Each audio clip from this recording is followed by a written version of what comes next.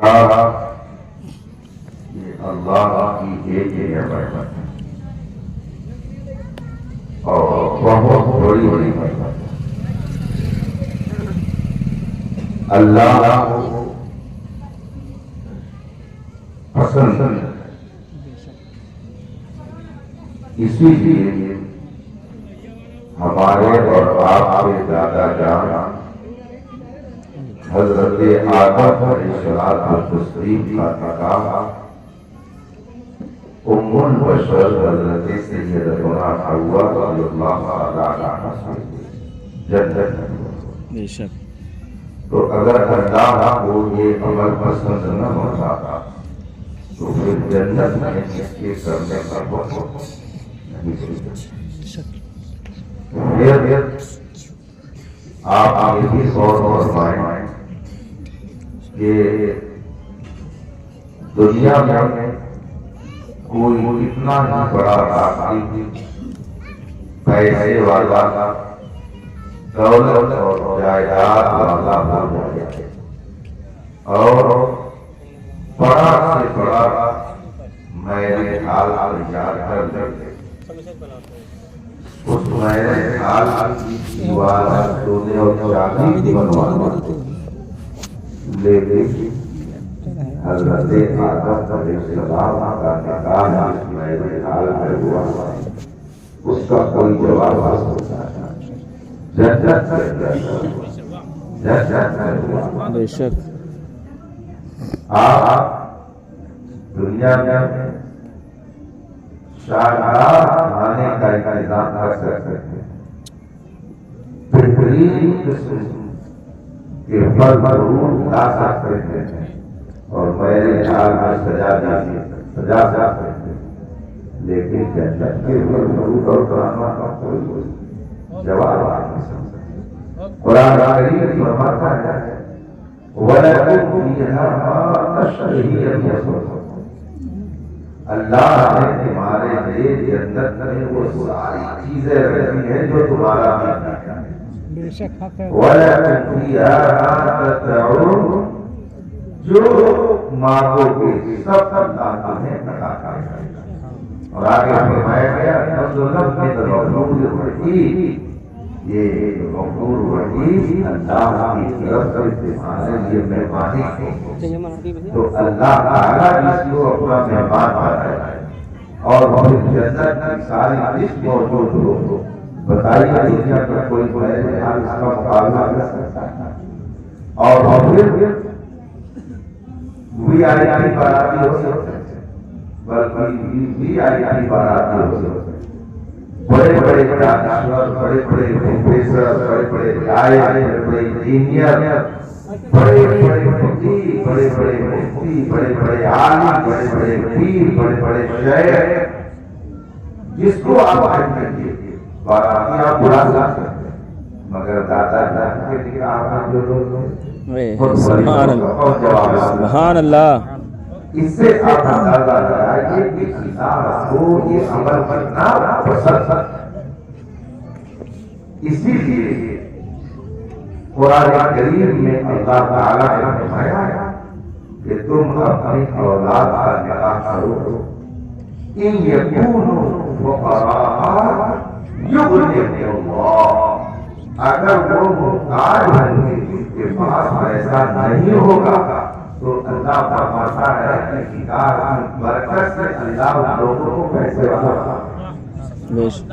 آپ اندازہ لگائیے کہ نکاح کے بارے میں قرآن نے فرمایا کہ اگر تم نکاح کرو گے غریب رہو گے تو پیسے والے، سبحان اللہ، بے شک، یعنی دنیا کی برکت الگ، دین کی برکت الگ، جنت کی عمل الگ، اور پھر میدان محشر جب کہ نفس کا عالم کوئی کسی کا فریاد نہیں ہو، اللہ کا رسول فرماتے ہیں تزوجوا الودود الودود، بھائی مکافر بكم المرء یوم القیامہ، شادی کرو ایسے گھروں میں جہاں محبت ہے، ایسے گھروں میں شادی کرو جن کے یہاں بچوں کی پیدائش زیادہ ہوتی ہو، جب میری امت کثیر ہوگی تم شادیاں کرو گے، دوار تناسل کا سلسلہ چلے گا، میری امت بڑھے گی، تو کل میدان حشر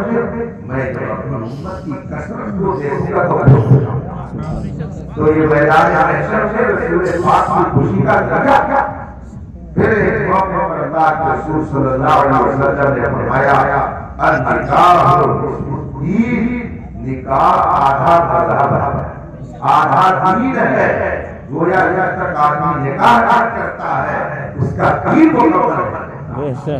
اس سے اندازہ لگائیے کہ اللہ تعالیٰ کے نزدیک نکاح کتنی اہمیت کی چیز ہے۔ حضرت آدم علیہ السلام و تسلیم کا جنت میں نکاح ہوا، فرشتوں کی موجودگی میں نکاح ہوا، اور جب حضرت آدم علیہ السلام و تسلیم ہم سب کا دانشور ام البشر حضرت حوا رضی اللہ تعالی عنہا سے قریب ہونا چاہتا تو ایسے آواز آئی آدم ایسے نہیں، مہر ادا کرو۔ حضرت آدم علیہ السلام نے حوا کی بارگاہ میں عرض کی مولا مہر کیسے ادا کروں؟ تو ایسے آواز آئی آدم تیری نسل سے میرا آخری پیغمبر پیدا ہوگا، تیری نسل سے میرا آخری محبوب پیدا ہوگا، تو مجھ پر کسی مرتبہ ضرور پڑھو گے کہ ہمارا مہر ہے۔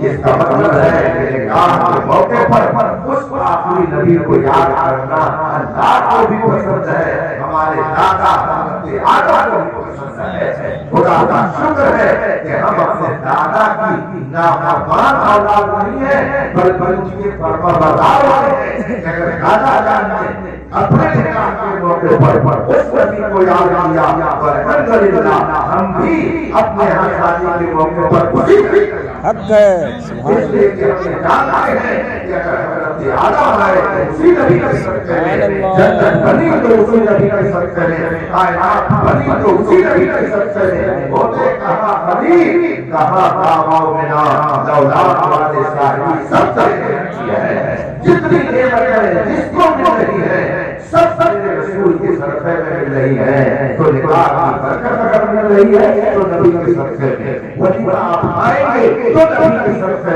میں، اگر عقیقہ ہوگا تو نبی کے صدقے میں۔ اسی لیے اعلیٰ حضرت نے فرمایا لا رب العرش جس کو جو ملا ان سے ملا، بڑی ہے کونین میں نعمت۔ حق ہے، سبحان اللہ، سبحان اللہ جس کی کھاتا ہے اس کی گاتا ہے۔ ہم نبی کی کھاتے ہیں تو نبی کی گاتے ہیں۔ حضور کیا کہیں فرماتے ہیں کھاتے ہیں میرے در کا، پیتے ہیں میرے در کا، پانی ہے میرا پانی لانا ہے میرا۔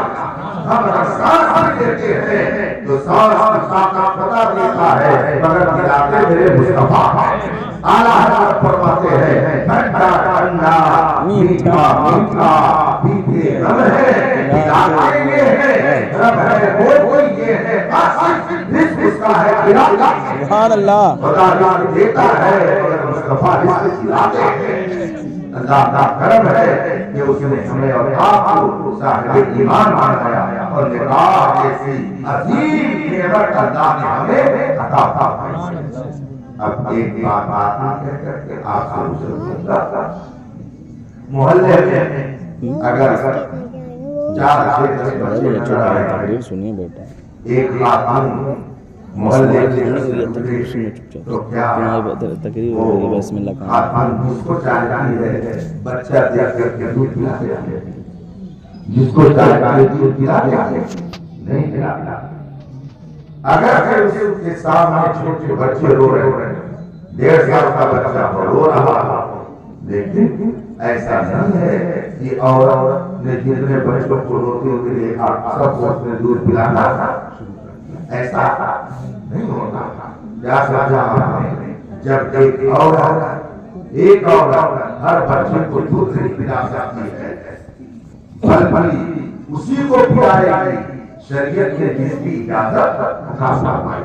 تو جب دودھ پلانے کا مسئلہ یہ ہے کہ ہر حضر ناقص کو ہر بچے کو دودھ نہیں پلایا جا سکتا تو میرے بھائیوں میرے نوجوانوں آپ چیز کو سمجھیں کہ بغیر نکاح کے ہر حضر ناقص کے درد پر نظر کیسے ڈالی جا سکتی ہے. اس لیے نکاح کے ذریعہ اپنی زندگی کو پاکیزہ بناؤ اور نکاح کو سستا کرو. نکاح کو سستا کرو. لوگ کہتے ہیں حضرت بیٹی بیٹھی ہوئی ہے بیٹیاں پریشان ہے باپ کے لیے درد سر بنی ہوئی ہے. یہ درد سر کس نے بنایا؟ کسی اور نے بنایا؟ ہمارے سماج نے بنایا, ہمارے معاشرے نے بنایا. اس لیے نوجوانوں کو چاہیے کہ وہ اپنی طاقت پر اپنے باپوں کی قوت پر بھروسہ کریں. اللہ کے رسول نے فرمایا یا معاشر الشباب من استطاع منکم الباء فلیتزوج. اے نوجوانوں تم میں سے جو اس کو طاقت رکھے وہ نکاح کرے. تم میں سے جو اس کو طاقت رکھے وہ نکاح کرے. اس کا مطلب کیا ہوا کہ نکاح اس کو کرنے کی اجازت ہے جو بعض آدمیوں کا خرچہ اٹھا سکے, جو ان کا حق ادا کر سکے. آپ ذرا غور کیجیے. اگر ماں باپ پیسے والے ان کے پاس ماں باپ کا ذکر ہو رہا تو بیٹا چاہے ارب پتی ہو چاہے ارب پتی ہو. اگر ماں باپ ضرورت مند نہیں ہے تو بیٹے کے اوپر یہ ضروری نہیں ہے شریعت کے اعتبار سے کہ وہ ماں باپ کا خرچہ دے. مسئلہ سمجھیے. اگر ماں باپ پیسے والے ہیں اور وہ بیٹیوں کے پیسے کی ضرورت نہیں ہے, خود کو کتنا پیسہ رکھتے ہیں خرچ پر اپنا چلا سکتے ہیں, تو بیٹا چاہے ارب پتی ہو اس کے ماں باپ کا خرچ نہیں ہے. لیکن ایک عورت جو اپنے میکے کے اعتبار سے اس کے پاس کتنا پیسہ کیا کہنے حضرت, مگر کیوں نہیں لڑکے نے کہا کبھی تو میں نے اس عورت کو اپنے نکاح میں دیا, قبول کیا. نکاح ہوتے ہی اب اس عورت کا سارا خرچہ اس کے شوہر پر. یہ نہیں دیکھا جائے گا کہ وہ اپنے گھر کی اور بیٹے کی کروڑپتی ہے تو شوہر پر اس کا خرچہ دے. وہ اپنے گھر کی ارب پتی ہو, لیکن جب کسی نے اس کو اپنی بیوی بنا لیا تو اب اس کی ساری ذمہ داری سے شوہر. کیا کہنے ماں باپ پیسے والے ہو تو بیٹے کے ذمہ ان کا خرچہ نہیں ہے, اور بیوی اپنے بیٹے میں ہر بھری ہو مگر اس کا کوئی بات نہیں ہوگا, اس کا خرچہ اٹھائے گا. اسی آپ اندازہ لگائیے کہ اسلام ہے اور اس کا مقام. یہ عورت جب قاضی اس کی اجازت دینے جاتا ہے, دو گواہ موجود ہوتے ہیں, دونوں گواہوں کے ساتھ اب اس کے گھر میں پہنچنا اور پھر آپ ذرا سمجھیے کہ کتنا اہم مرحلہ ہوتا ہے, کتنا اہم مرحلہ ہوتا ہے کہ اگر قاضی نے جا کے کہا میں فلاں بن فلاں ساقط فلاں کی طرف سے آیا ہوں اجازت لینے کے لیے, کیا آپ اجازت دیتے ہو کہ میں تمہارا نکاح اس سے کر دوں؟ گواہوں کی موجودگی میں اب وہ خاتون جو گھر کی اب تک بڑی بڑی بچی تھی معمولی فیصلہ کرنے جا رہے ہیں. باپ کو چھوڑنے کا فیصلہ, ماں کو چھوڑنے کا فیصلہ, بہن کو چھوڑنے کا فیصلہ, بھائی کی محبت چھوڑنے کا فیصلہ, گھر آنا چھوڑنے کا فیصلہ, پوری اپنی ناز و نعمت سے ماں باپ کے ساتھ بھری ہوئی زندگی کو چھوڑنے کا وہ فیصلہ کر رہی ہے. اتنا بڑا فیصلہ لے رہی ہے کہ میں اب اپنا باپ چھوڑوں گا, باپ چھوڑوں گا, بھائی بھائی چھوڑوں گا, بہن بھائی چھوڑوں گا, اب میری ساری محبتوں کا مطلب میرا تھا.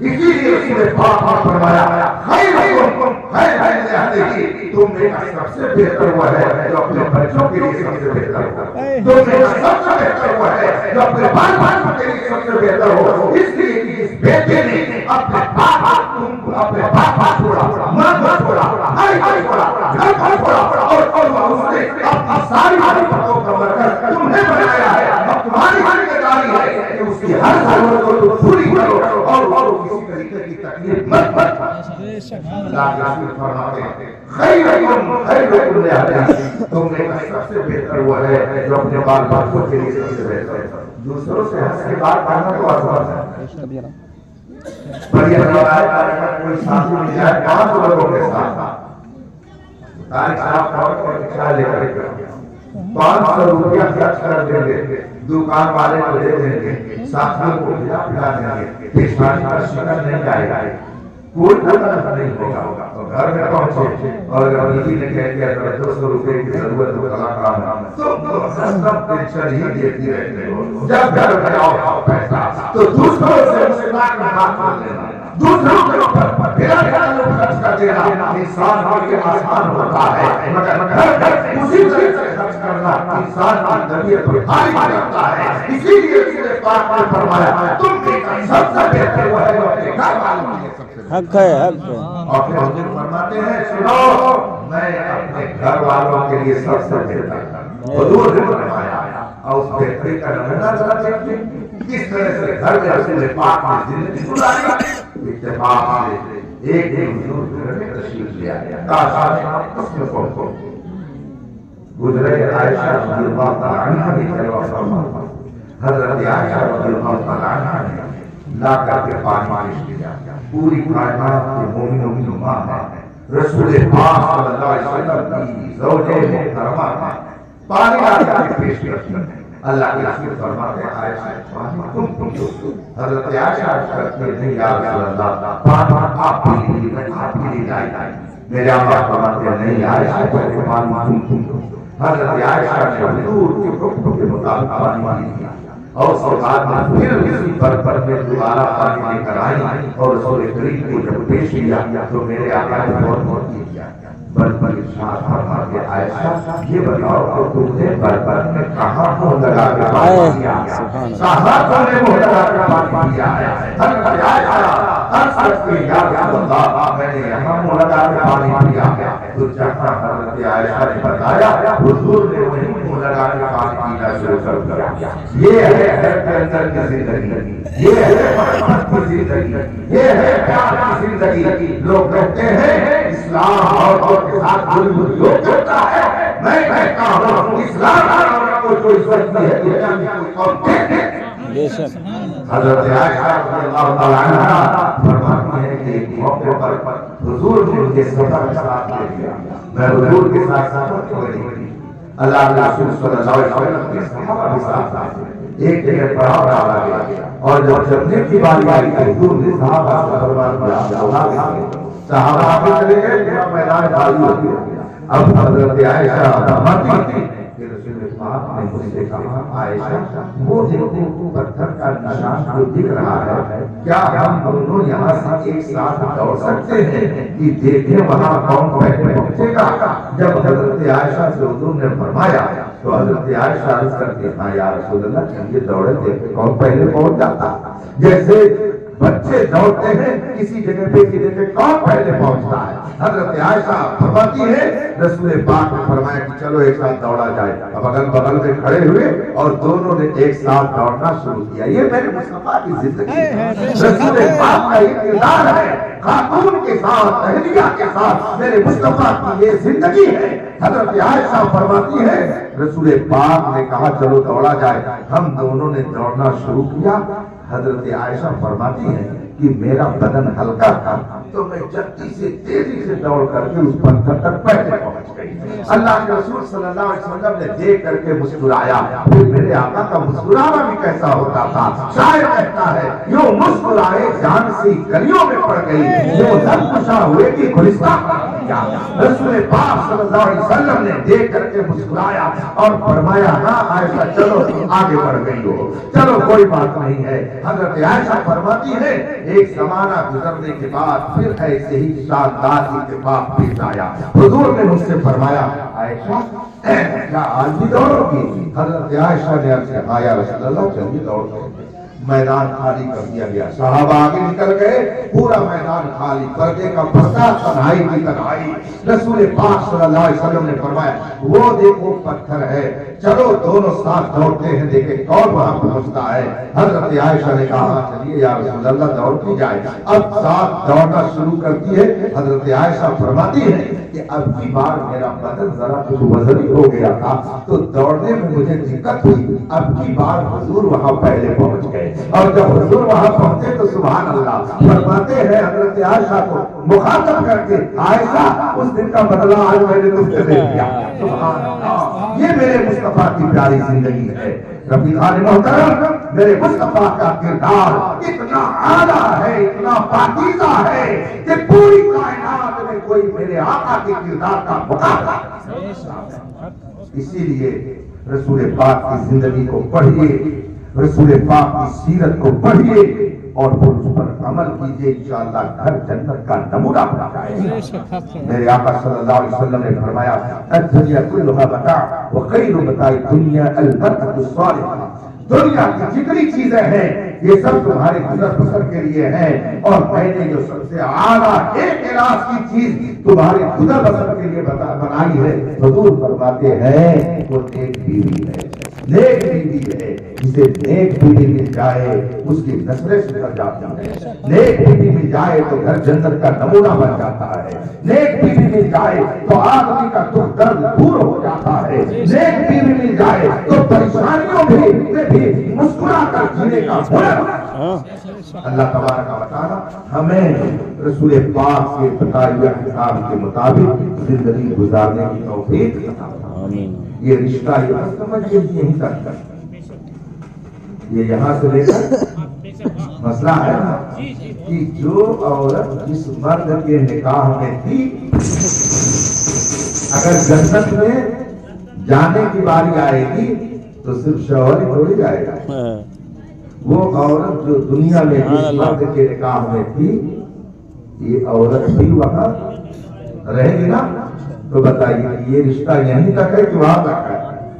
ایسا مضبوط رشتہ ہے کہ یہاں سے لے کر اگرچہ موت سے وہ رشتہ ختم ہو جاتا ہے، موت کسی کی ہو جائے تو نکاح کا رشتہ ختم ہو جاتا ہے۔ صرف انبیاء کرام ایسے ہیں کہ موت سے ان کا رشتہ ختم نہیں ہوتا ہے۔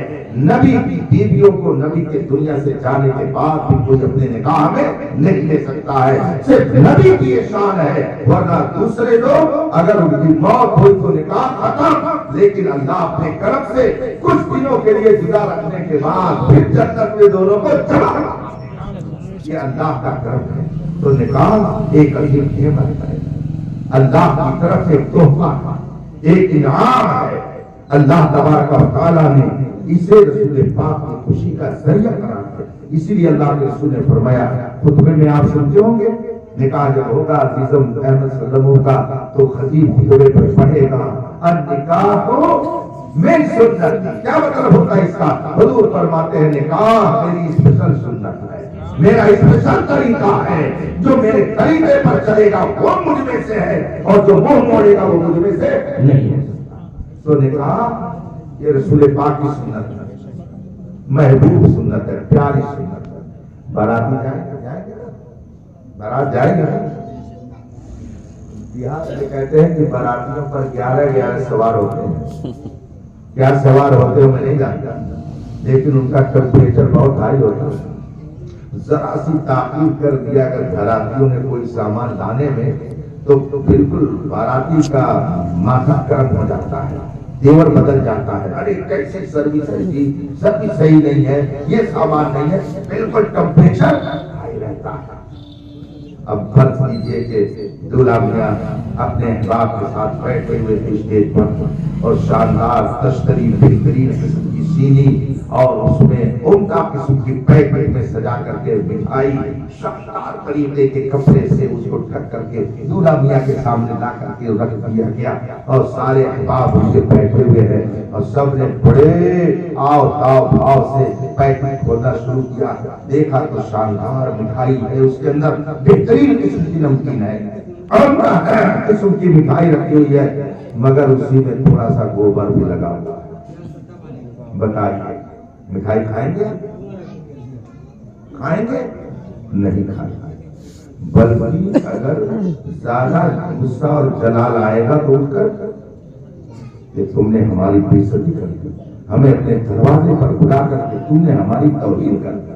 میرے بھائیوں، اگر شاندار قسم کی مٹھائی میں تھوڑی سی نجاست مل جائے تو آپ کا ٹمپریچر ہائی ہو جائے، آپ اس مٹھائی کو پسند نہ کرو۔ میرے مصطفیٰ جس کو اپنی سنت فرمائیں، اگر اس میں حرام کاموں کو شامل کر دیا جائے تو میرے مصطفیٰ کیسے پسند کیا نکتہ ہے، واہ واہ، رسول پاک کیسے ان سے راضی ہو سکتے ہیں، رسول پاک کی رضا کیسے مل سکتی ہے؟ اس لیے جو نوجوان یہ سوچتے ہیں یہ شادی کا موقع ہے، ہمیں ذرا رنگ لڑیاں کر لینے دو، شادی کا موقع ہے، ذرا ناچ لینے دو، شادی کا موقع ہے، ذرا بدعتیں خرافات کر لینے دو۔ یاد رکھو، جو خدا خوشی دیتا ہے اگر اس کو ناراض کرو گے تو ہو سکتا ہے وہ خوشی کو غم میں بدل دے۔ بہادر شاہ ظفر کا شعر پڑھ کر کے میں اپنی گفتگو ختم کرتا ہوں۔ ہندوستان کی سلطنت مغلیہ کا آخری بادشاہ بہادر شاہ ظفر رحمت اللہ علیہ، وہ اپنے ایک شعر میں فرماتے ہیں، سیدھا سے کہیے، ظفر آدمی اس کو نہ جانیو، ہو وہ کیسا ہی صاحب فہم و ذکا، جسے عیش میں یاد خدا نہ رہی، جسے تیش میں خوف خدا نہ رہا۔